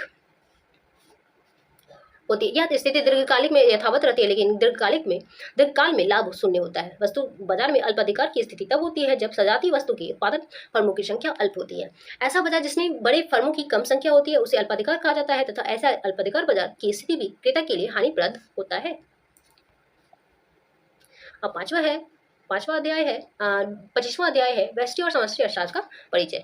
अब परंपरागत रूप से अर्थशास्त्र की विषय वस्तु का अध्ययन दो व्यापक शाखाओं के अंतर्गत किया जाता है, व्यष्टि अर्थशास्त्र तथा समष्टि अर्थशास्त्र। अर्थशास्त्र के जनक एडम स्मिथ को जाना जाता है। उस समय यह विषय राजनीतिक अर्थशास्त्र के रूप में जाना जाता था। व्यष्टि अर्थशास्त्र के जनक अल्फ्रेड मार्शल को माना जाता है। समष्टि अर्थशास्त्र या स्थूल अर्थशास्त्र मैक्रो इकोनॉमिक्स के जनक जॉन एम कीन्स को माना जाता है। व्यष्टि अर्थशास्त्र के अंतर्गत हम बाजार में उपलब्ध विभिन्न वस्तुओं तथा सेवाओं के परिप्रेक्ष्य में विभिन्न आर्थिक अभिकर्ताओं के व्यवहार का अध्ययन करके यह जानने का प्रयास करते हैं कि इन बाजारों में व्यक्तियों की अंतःक्रिया द्वारा वस्तुओं तथा सेवाओं की मात्राएं और कीमतें किस प्रकार निर्धारित होती है। इसके विपरीत समष्टि अर्थशास्त्र में हम कुल निर्गत रोजगार और समग्र कीमत स्तर आदि समग्र उपाय पर अपना ध्यान केंद्रित करते हुए पूरी अर्थव्यवस्था को समझने का प्रयास करते हैं। व्यष्टि अर्थशास्त्र को सूक्ष्म अर्थशास्त्र का भी कहा जाता है। इसकी अर्थव्यवस्था एक इकाई का अध्ययन किया जाता है। व्यष्टि अर्थशास्त्र के महत्वपूर्ण घटकों को उपभोक्ता व्यवहार सिद्धांत, उत्पादक व्यवहार सिद्धांत तथा कीमत सिद्धांत है। उपभोक्ता व्यवहार सिद्धांत के अंतर्गत क्या अध्ययन किया जाता है कि किस प्रकार का एक उपभोक्ता अपनी आय को विभिन्न आवश्यकताओं में बांटता हुआ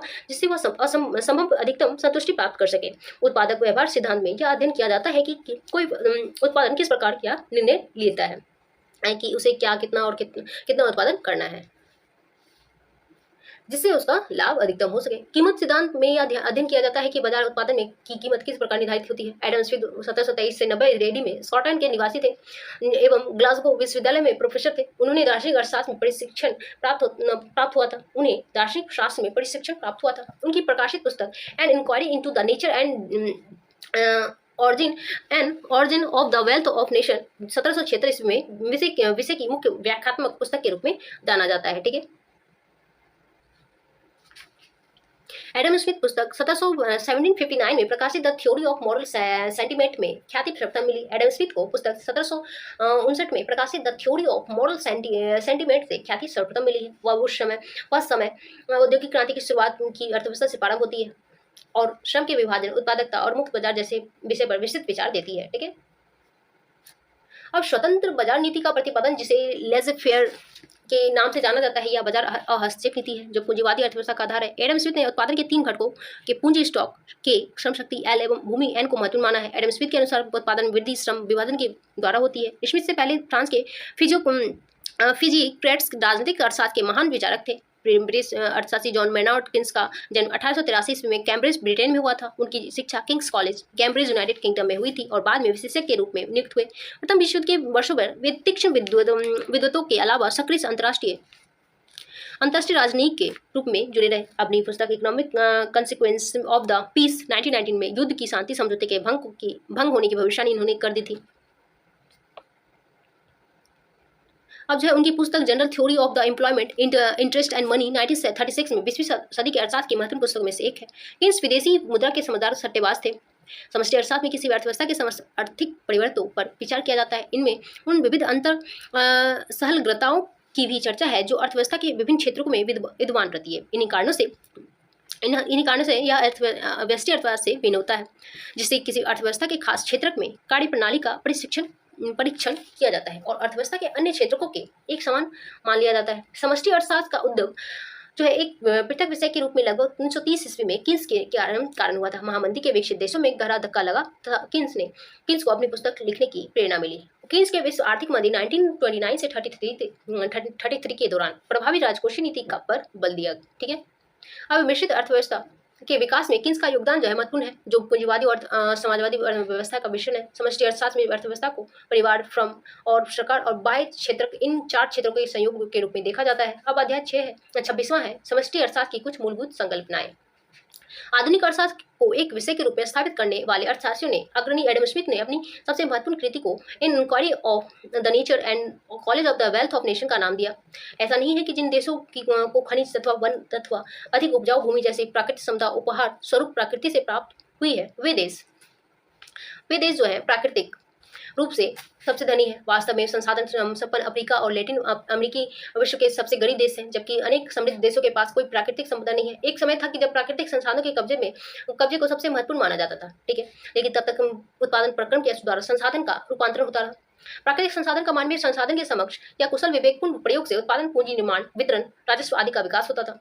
आर्थिक संपत्ति अथवा किसी देश के धनी होने के लिए उसके पास केवल संसाधनों का होना आवश्यक नहीं था। मुख्य बात यह है कि उन साधनों का उपयोग कैसे किया जाए जिससे उत्पादन का प्रभाव उत्पन्न हो, उस प्रक्रम से कैसे आय और संपत्ति का सृजन किया जाए। ठीक है, जापान जैसे देश के पास प्राकृतिक संसाधनों के अभाव के बावजूद मानवीय संसाधन की बदौलत विकसित राष्ट्र बन गया है। लैटिन अमेरिका, अफ्रीका और एशिया के अनेक देशों के पास प्राकृतिक संसाधनों की प्रचुरता के बावजूद समुचित ढंग से आर्थिक विकास नहीं हो सकता है। उत्पादन के प्रवाह का सृजन करने के लिए लोग अपनी ऊर्जाओं को एक सामाजिक और तकनीकी ढांचे के अंतर्गत प्राकृतिक और मानव निर्मित वातावरण में एक साथ लगाते हैं। हमारी आधुनिक आर्थिक व्यवस्था में उत्पादन के इस प्रभाव की उत्पत्ति लाखों छोटे बड़े उद्यमों के द्वारा वस्तु एवं सेवाओं के उत्पादन से होता है, जिनमें बड़ी संख्या में लोगों को नियोजित करने वाले बड़े बड़े निगमों को लेकर एक एकल उद्यमी व्यवसाय शामिल है।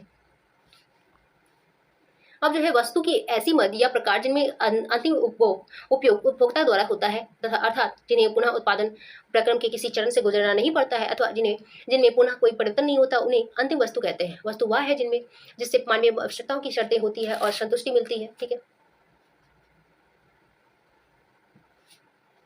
अंतिम वस्तु को भी 2 भागों में बांटा जा सकता है, उपभोग वस्तुएं और पूंजीगत वस्तुएं। आहार और वस्त्र जैसी वस्तुएं तथा मनोरंजन जैसी सेवाओं का उपभोग उसी समय होता है जब अंतिम उपभोक्ता के द्वारा उनको क्रय किया जाता है। इन्हें उपभोग वस्तुएं अथवा उपभोक्ता वस्तुएं कहते हैं। इसमें सेवाएं भी सम्मिलित हैं। कुछ अन्य प्रकार की वस्तुएं होती है जो टिकाऊ प्रकृति की होती है और उत्पादक प्रक्रम में उनका प्रयोग होता है। ऐसी वस्तुओं में औजार, उपकरण और मशीन आते हैं। यद्यपि अन्य साध्य वस्तु का निर्माण तो करते हैं, लेकिन उत्पादन प्रक्रम में इनके खुद के रूप में कोई परिवर्तन नहीं होता। अर्थव्यवस्था के कुल उत्पादन के एक बड़ी मात्रा अंतिम उपभोग के रूप में समाप्त नहीं होती और ये पूंजीगत वस्तुएं भी नहीं होती। इन वस्तुओं का उपयोग अन्य उत्पादक आगत सामग्री के रूप में कर सकते हैं, जैसे ऑटोमोबाइल निर्माण के लिए इस्पात की चादर का उपयोग और बर्तन बनाने के लिए तांबे का प्रयोग। ठीक है, ये मध्यवर्ती वस्तुएं हैं जो प्रायः अन्य वस्तुओं के उत्पादन में कच्चे माल अथवा आगत के रूप में प्रयुक्त होती है। ये वस्तुएं नहीं है।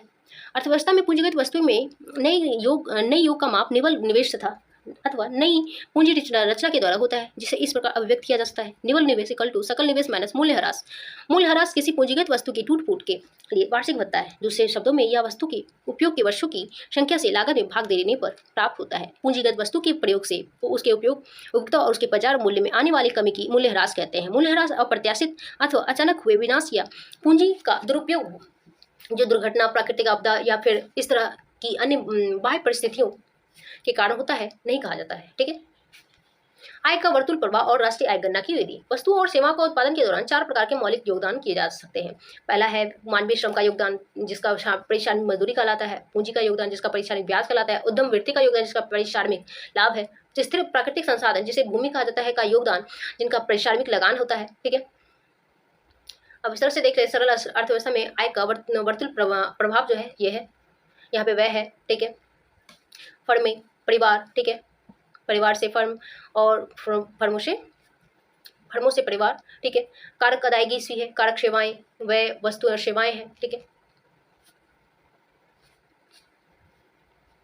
अर्थव्यवस्था के उपयुक्त रेखा चित्रीय उदाहरण को सर्वसम्मति से एक सरलीकृत अर्थव्यवस्था के रूप में माना जाता है। ऐसी कहानी जो एक काल्पनिक अर्थव्यवस्था के क्रियाकलाप का वर्णन करती है, समष्टि अर्थशास्त्र से मॉडल कहलाती है। स्पष्ट है कि मॉडल में वास्तविक अर्थव्यवस्था का विस्तार से वर्णन नहीं होता है। उदाहरणतः हमारे मॉडल में यह मान लिया जाता है कि परिवार बचत नहीं करते, सरकार नहीं होती, ठीक है, और अन्य देशों से व्यापार नहीं होता। यदि हम वस्तु और सेवाओं के वह समस्त मूल्यों का एक वर्ष के दौरान आकलन करना चाहें तो आरेख में निर्देशित की किसी भी वस्तु बिंदु रेखाओं पर अंकित प्रवाह का वार्षिक मूल्य की माप कर सकते हैं। यदि हम सभी फर्मों द्वारा उत्पादित अंतिम वस्तुओं और सेवाओं के समस्त मूल्यों का मूल्यांकन करते हुए ए पर प्रभाव का मापन कर सकते हैं, या विधि वह विधि कहलाएगी। यदि हम बी पर सभी फर्मों के उत्पादित वस्तुओं तथा सेवाओं के समस्त मूल्यों के माप करते हैं, यह विधि उत्पादन विधि कहलाएगी। ठीक है, अब सी पर सभी कारक अदायगी के कुल योग का मापन आय विधि कहलाएगी।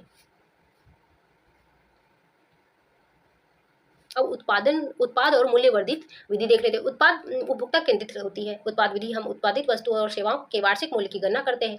फर्म के निवल योगदान को जिस शब्द से सूचित किया जाता है उसे मूल्यवर्धित कहते हैं। मूल्यवर्धित किसी उत्पाद या सेवा की कीमत और उसके उत्पादन की लागत के बीच अंतर है। अर्थशास्त्र में अविकृत निर्मित वस्तुओं अथवा अनिर्मित वस्तुएं अथवा कच्चे मालों का स्टॉक जो कोई फर्म एक वर्ष से अगले वर्ष तक रखता है उसे माल सूची कहते हैं। माल सूची एक स्टॉक परिवर्त है। वर्ष के आरंभ में इसका कम मूल्य हो सकता है और वर्ष के अंत में इसका उच्च मूल्य हो सकता है। इस स्थिति में माल सूची में वृद्धि अथवा संचय होती है। यदि माल सूची का मूल्य वर्ष के आरंभ की तुलना में वर्ष के अंत में कम हो तो माल सूची में ह्रास होता है। अतः हम अनुमान लगा सकते हैं कि एक वर्ष के दौरान किसी फर्म की माल सूची में परिवर्तन इक्वल टू वर्ष के दौरान फर्म का उत्पादन, वर्ष के दौरान फर्म की बिक्री। माल सूची पूंजी के रूप में समझी जाती है। फर्म की पूंजी स्टॉक में अतिरिक्त योग को निवेश कहते हैं। अतः माल सूची में परिवर्तन को निवेश के रूप में समझा जाता है। यदि हम एक वर्ष में अर्थव्यवस्था की सभी फर्मों के सकल मूल्यवर्धित का योग निकालें तो हम वर्ष में अर्थव्यवस्था के उत्पादित वस्तु और सेवाओं के समस्त परिमाण का मूल्य प्राप्त होगा। इस प्रकार का आकलन जो है सकल घरेलू उत्पाद कहलाता है। अतः जीडीपी इक्वल टू अर्थव्यवस्था के सभी फर्मों के सकल मूल्यवर्धित का कुल योग होता है। ठीक है, अब किसी निश्चित भौगोलिक क्षेत्र में एक निश्चित अवधि में अर्थात प्रायः एक वर्ष और सेवा के कुल मूल्य योग को सकल घरेलू उत्पाद कहते हैं। यह दो प्रकार का होता है, नॉमिनल जीडीपी और वास्तविक जीडीपी। ठीक है, अब वह विधि देख लेते हैं। सकल घरेलू उत्पाद की गणना एक वैकल्पिक विधि उत्पाद के मांग पक्ष को दृष्टि में रख कर करती है। इस विधि में वह विधि कहते हैं, इस विधि को ही वह विधि कहते हैं। इस विधि में प्रत्येक फर्म द्वारा प्राप्त अंतिम व्यय का योग प्राप्त करते हैं। वह विधि जीडीपी की गणना करने के लिए एक प्रणाली है जो खपत, निवेश, सरकारी खर्च और शुद्ध निर्यात को जोड़ती है। यह जीडीपी के अनुमान लगाने का सबसे आम तरीका है। अब आय विधि देख लेते हैं। अर्थव्यवस्था में अंतिम व्यय का योग जो है उत्पादन के सभी कारकों के सम्मिलित है आय, अर्थात अंतिम वस्तु पर किया गया व्यय है। इसमें मध्यवर्ती वस्तु पर किया गया व्यय सम्मिलित नहीं है, के बराबर होता है। यहाँ एक सरल विचार का अनुपालन होता है कि सभी फर्मों द्वारा सम्मिलित रूप से अर्जित राजस्व का वितरण उत्पादन के कारकों के बीच वेतन, मजदूरी, लाभ, ब्याज, अर्जन और लगान के रूप में होना चाहिए। साधन लागत और आधारित कीमतें तथा बाजार कीमतें देख लेते हैं। भारत में राष्ट्रीय आय का सर्वाधिक महत्वपूर्ण मापक साधन लागत पर जीडीपी पर रहा है। भारत सरकार का राष्ट्रीय सांख्यिकी कार्यालय एनएसओ साधन लागत पर जीडीपी तथा बाजार कीमत पर जीडीपी का आकलन करता रहा है। 2015 में किए गए पुनः अवलोकन में एनएसओ ने साधन लागत पर जीडीपी को आधारित कीमतों पर सकल मूल्य वृद्धि जीबीए द्वारा प्रतिस्थापित कर दिया है तथा अब बाजार कीमत पर जीडीपी, जिसे अब केवल जीडीपी कहा जाता है, अब सर्वाधिक महत्वपूर्ण मापक है। सकल राष्ट्रीय उत्पाद इक्वल टू सकल घरेलू उत्पाद प्लस शेष विश्व में नियुक्त उत्पादन के घरेलू कारकों द्वारा अर्जित कारक आय माइनस घरेलू अर्थव्यवस्था में नियोजित शेष विश्व के उत्पादक कारकों द्वारा अर्जित कारक आय। ठीक है, इस प्रकार सकल राष्ट्रीय उत्पाद इक्वल टू सकल घरेलू उत्पाद प्लस विदेशों से प्राप्त निवल कारक आय, विदेशी प्राप्त निवल कारक आय इक्वल टू शेष विश्व में नियोजित उत्पादन के घरेलू कारकों के द्वारा अर्जित कारक आय माइनस घरेलू अर्थव्यवस्था में नियोजित शेष विश्व के उत्पादन के कारकों द्वारा अर्जित कारक आय। यदि हम सकल राष्ट्रीय उत्पाद से मूल्य ह्रास को घटाते हैं तो हमें समस्त आय की जो माप प्राप्त होती है उसे निवल राष्ट्रीय उत्पाद एनएनपी कहते हैं। ठीक है, अब बुनियादी राष्ट्रीय आय समुच्चय देख लेते हैं। बाजार कीमत में सकल घरेलू उत्पाद जीडीपी एक देश की घरेलू सीमा एक वर्ष के उत्पादित सभी अंतिम वस्तुओं तथा सेवाओं का बाजार मूल्य है। किस देश के सभी निवासियों तथा गैर निवासियों द्वारा दिए गए उत्पादन को शामिल किया जाता है, चाहे उत्पादन का स्वामित्व एक स्थानीय कंपनी का हो या एक विदेश स्वामित्व का। सभी चीज़ों का मापन जो है बाजार कीमतों पर होता है। जीडीपी इक्वल टू C+I+G+X-M, जहाँ C इक्वल टू निजी अंतिम उपभोग व्यय है, G इक्वल टू सरकारी अंतिम उपभोग व्यय है, I इक्वल टू सकल घरेलू पूंजी निर्माण या विनियोग व्यय है, और X इक्वल टू निर्यात, M इक्वल टू आयात। अब साधन लागत जीडीपी देख लेंगे, ठीक है। जीडीपी एफसी पर इक्वल टू साधन लागत जीडीपी पी बाजार कीमत पे जीडीपी में से शुद्ध प्रत्यक्ष कर घटाने पर प्राप्त होती है। बाजार कीमत वही कीमत है जो उपभोक्ता द्वारा की जाती है। बाजार कीमत की उत्पादक करों और उपदानों में को भी शामिल किया जाता है। साधन लागत शब्द का उपयोग उत्पादकों द्वारा दी गई कीमत के लिए किया जाता है। अतः साधन लागत बाजार कीमत से शुद्ध अप्रत्यक्ष करों को घटाने पर प्राप्त होती है। साधन लागत पर जीडीपी एक देश की घरेलू सीमा में एक वर्ष में फर्मों द्वारा किए गए उत्पादन के मौद्रिक मूल्य का माप है। GDP FC equal to GDP MP minus NIT अर्थात शुद्ध प्रत्यक्ष अप्रत्यक्ष कर। अब ठीक है, बाजार कीमतों पर शुद्धि देख लेते हैं। शुद्ध घरेलू उत्पाद देख लेते हैं। इसमें नीति निर्धारक को यह पता चलता है कि चालू जीडीपी को बनाए रखने के लिए देश को कितना खर्च करना पड़ेगा। यदि मूल्यह्रास के कारण हुई पूंजी स्टॉक की हानि को विस्थापित नहीं किया जाता है तो जीडीपी घटेगा, ठीक है। NDP equal to GDP minus DEP, ठीक है। डीपी का अर्थ है मूल्यह्रास, ठीक है। साधन लागत पर देख लेते हैं एनडीपी एफसी। साधन लागत तो एनडीपी के साधनों द्वारा मजदूरी, लाभ, लगान और ब्याज के रूप में है।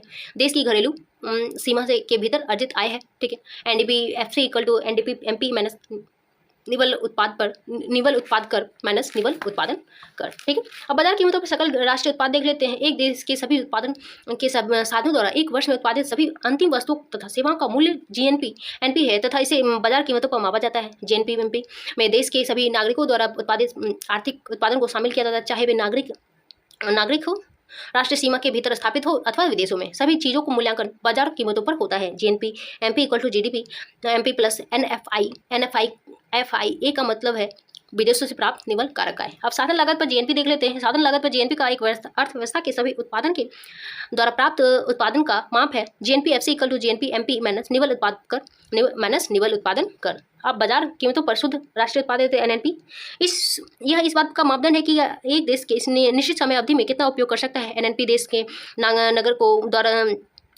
के द्वारा किए गए उत्पादन का माप है, चाहे वह उत्पादन देश के घरेलू सीमा में किया गया हो या विदेशों में, ठीक है।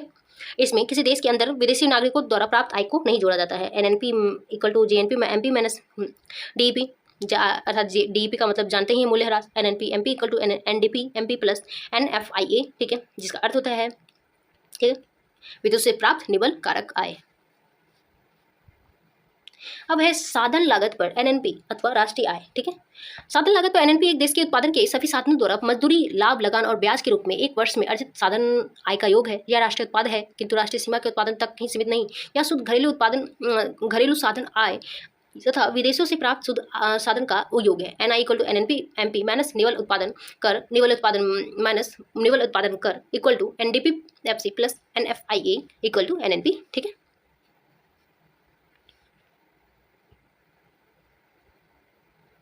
अब जो है निवल राष्ट्रीय उत्पाद इक्वल टू सकल राष्ट्रीय उत्पाद माइनस मूल्यह्रास होता है। राष्ट्रीय सांख्यिकी आयोग का जो है क्या स्थापना रंगाराजन समिति के सिफारिश से 1 जून 2005 में ईस्वी में किया गया था। एनएसएसओ की स्थापना 1950 ईस्वी में की गई थी। सीएसओ की स्थापना 1991 में ईस्वी में की थी। अब 2019 में जो है एनएसएसओ और सीएसओ को मिलाकर सीएसओ की स्थापना की गई है। एनएसओ की स्थापना की गई है, ठीक है, यहाँ गलत लिखा हुआ, बुक में मिसप्रिंट है। एनएसओ की स्थापना की गई है।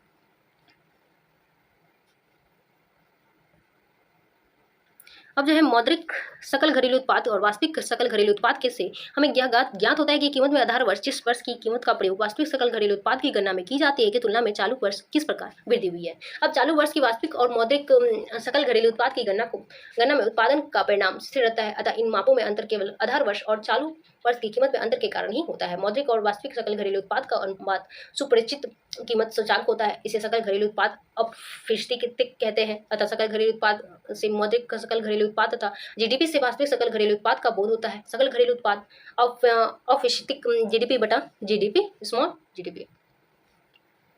कभी कभी औपनिवेशिक को प्रतिशत के पदों पर प्रदर्शित किया जा सकता है, ठीक है, किया जाता है। इस स्थिति में औपनिवेशिक जीडीपी बटा जीडीपी इंटू 100। अब अर्थव्यवस्था में कीमतों में परिवर्तन के माप करने की दूसरी विधि भी है, जिसे उपभोक्ता कीमत सूचकांक सीपीआई कहते हैं। घरेलू उपभोक्ता द्वारा खरीदे गए सामानों एवं सेवाओं के औसत मूल्य को मापने वाले एक सूचकांक को सीपीआई कहते हैं। उपभोक्ता कीमत सूचकांक को प्रायः प्रतिशत के रूप में व्यक्त किया जाता है। हम 2 वर्षों पर विचार करते हैं कि एक आधार वर्ष होता है तो तथा दूसरा चालू वर्ष। हम परिवर्ती को पूर्ववर्ती के प्रतिशत के रूप में व्यक्त करते हैं, इससे हमें आधार वर्ष से संबंधित चालू वर्ष का उपभोक्ता कीमत सूचकांक प्राप्त होता है, ठीक है। अब जो है अनेक वस्तुओं की कीमत 2 समुच्चों में होती है। एक खुदरा कीमत होती है जो उपभोक्ता वास्तव में अदा करता है, दूसरी थोक कीमत होती है जिस इस कीमत पर बहुमात्रा में वस्तु का व्यापार होता है। इन दोनों के मूल्य में अंतर हो सकते हैं। बहुमात्रा में व्यापार की जाने वाली वस्तुओं जैसे कच्चा माल अथवा अर्धनिर्मित वस्तुएं का क्रय साधारण उपभोक्ता नहीं करते हैं। उपभोक्ता कीमत सूचकांक के समान थोक कीमत सूचकांक को थोक कीमत सूचकांक WPI कहते हैं। संयुक्त राज्य अमेरिका जैसे देशों में इसे उत्पादक कीमत सूचकांक PPI कहते हैं। मुद्रास्फीति को मानने का सबसे लोकप्रिय विधि जो है WPI है, ठीक है। भारत में थोक मूल्य सूचकांक का आधार वर्ष जो है 2011-12 है, ठीक है। आज यहीं तक रहने देते हैं। नेक्स्ट वीडियो मैं नेक्स्ट पार्ट जो है नेक्स्ट वीडियो में लेके आऊँगी। अगर यह वीडियो अच्छा लगे तो आप इसे जरूर लाइक शेयर और सब्सक्राइब जरूर करें। धन्यवाद।